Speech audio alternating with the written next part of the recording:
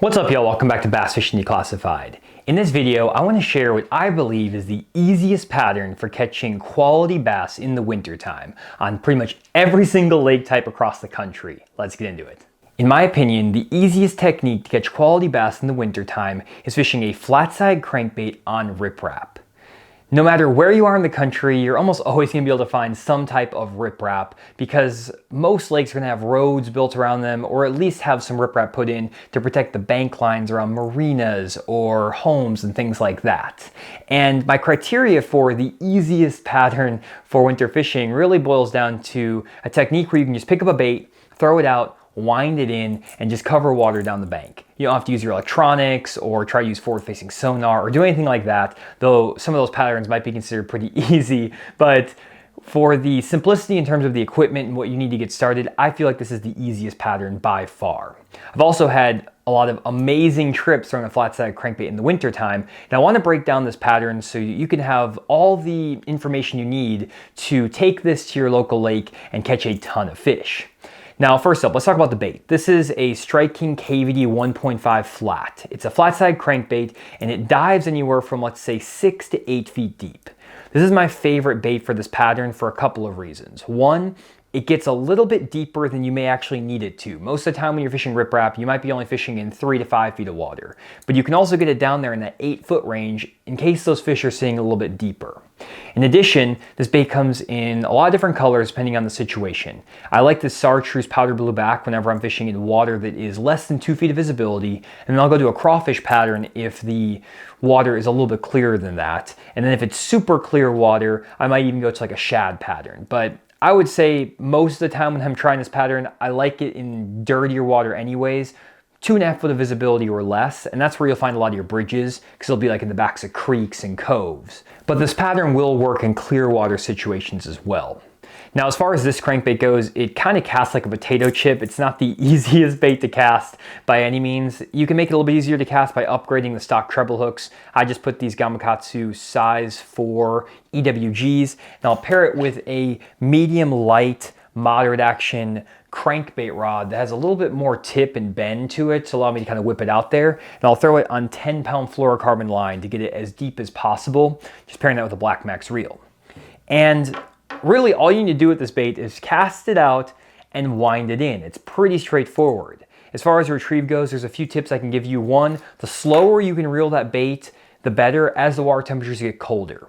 When the water temperatures drop below 48 degrees, getting to like that 43 range, you need to slow that retrieve down a little bit. You don't need to slow it down too much, but just kind of slow it down a little bit more than what you're comfortable with. And then when the water temperatures get below 43 degrees, let's say 35 up to like 42 degrees, really cold water, you want to just barely turn that reel handle while keeping that bait making contact with the rocks. So that bait will be hitting the rocks, and the slower you can reel it, the better.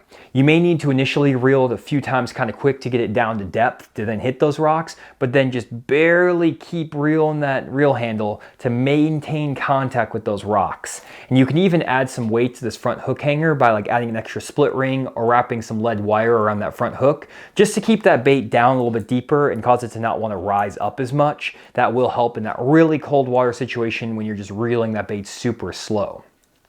Now, as far as the riprap you're fishing, honestly, the riprap is not that important in terms of the size of the rock or what it looks like. As long as you have some type of like road that has some bigger chunk rock around it, you're going to be good to go. The key is where the riprap is located and the depth of the riprap. So the location of the riprap is actually more important, honestly, I feel like, than the depth a lot of times. What you want to find is riprap that's positioned in the mouth of major creeks or major bays. So if there's a big creek or a big bay and there's some riprap out in front of it, that's where you want to start looking, because those bass are going to be basically staging in the mouths of creeks and pockets, getting ready to spawn, and they're going to be using those rocks because in the winter it's really cold and the sun will heat those rocks up and it'll bring bait fish and forage to those areas, and the bass will feed on that. You can also have a lot of success if there's a road that runs right through the middle of a creek that subdivides the creek in the front half and the back half. If you can fish on either side of that bridge, basically right in the middle of a major creek, you're also going to have a lot of success at times. Usually you'll find that you'll have a lot of success on riprap on the bridge corners where the actual like bridge goes across and there's a gap where you can drive your boat through. So the corners of the bridges a lot of times hold a lot of fish, but they also get a lot of pressure. But I actually find that I get my most consistent results fishing down the sides of the riprap, almost where the riprap starts to turn into the shoreline again. And as long as the water's deep enough on that riprap, a lot of anglers just don't fish all the way down the sides. They focus on the bridge corners and the corners of the riprap and just completely miss those fish that are on the banks. So you can run those areas, but really just fish the entire riprap bank and you're gonna be good to go.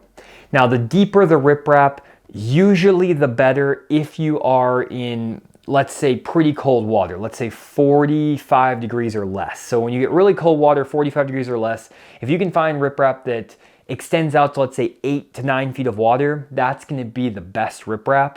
If it only extends out to like 1 to 3 feet of water in those really cold water temperatures, it's not going to attract as many fish. But as you warm up water temperatures like 48 and above, even if the riprap only extends, let's say, into 3 to 4 feet of water, this bait will still absolutely crush them and those fish will still use that riprap really well.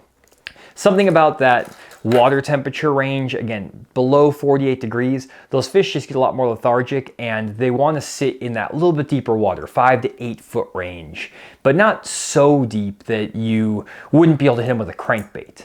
Now, there are some places where you have riprap, like the face of a dam and things like that, which can be very effective in dirtier water. But if you're in a clear water lake that has 4, 5, 6 feet of visibility and the riprap extends down to like 20, 25 feet, this crankbait is not going to be your best bet. A lot of times you catch you better on a jerkbait, a jig, an Alabama rig, a swim bait, things like that. So if you have really clear water and the riprap is very deep, I wouldn't really try this pattern.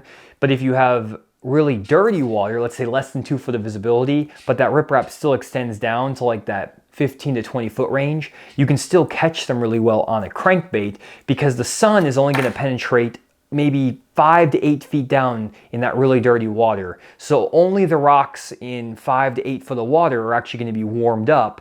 The rocks 8 to 20 feet are still going to be pretty cold. So those bass are still going to use that shallower water on those deeper riprap stretches in dirtier water. And honestly, if you're going to get started with this pattern, if I had to recommend anything, it's like the ideal scenario. 1.5 to 3 foot of water visibility is pretty much ideal, even like a foot to 3 foot of visibility. You want to find riprap that is going through the middle of the creek or in the mouth of a creek or bay, or potentially around a public boat ramp. If there's a boat ramp where a lot of fish get released and dumped in, a lot of times that riprap right there will be really good as well. So if there's like a released area that tournaments go out of, or just a major public boat ramp, riprap right out in front of that can be very good as well. And then again, if you're just gonna pick up one crankbait to throw, the Chartreuse Power Blueback is my go-to color. I throw this most of the time, and then maybe like a red crawfish pattern is pretty good as well. But this is the one I have tied on my rod right now for a reason. I pulled this out of my boat because I love fishing this pattern. And the thing about this pattern, I would say, is that it is definitely a timing related deal. You can fish these same riprap banks 5, 6, 7 times throughout the day, and you might find that there's a feeding window in the first hour or two of the morning, maybe a feeding window at 11 o'clock to noon, and then maybe another one at like 3 to 5. And so you'll have these little feeding windows where the fish are going to get more aggressive and they're going to pull up and feed better. You also find that on days where you have more sun and more wind, you're going to have better success on the riprap. On cloudy days with no wind, I find that the riprap bite gets a little bit trickier, though it's not impossible. You can still catch them on it. But on those days, I don't have as much success. So sunny, windy days, or even just sunny days in general, or even if you have a cloudy day, but it was really sunny the day before and heated up those rocks, you're still kind of good to go. Or like a really warm morning where you have mist on the water, where the steam is coming off because the water is super cold, the air temps are warmer. Those can be really good days to catch them on riprap as well. Now, you don't just have to throw a crankbait, you can fish a jig and other things through these areas, but a crankbait is the most efficient at covering water, and usually you'll find that 1 or 2 of the riprap stretches on your lake are going to be better than all the others. So I would recommend running many riprap stretches, not just 1 or 2 when you get to the lake.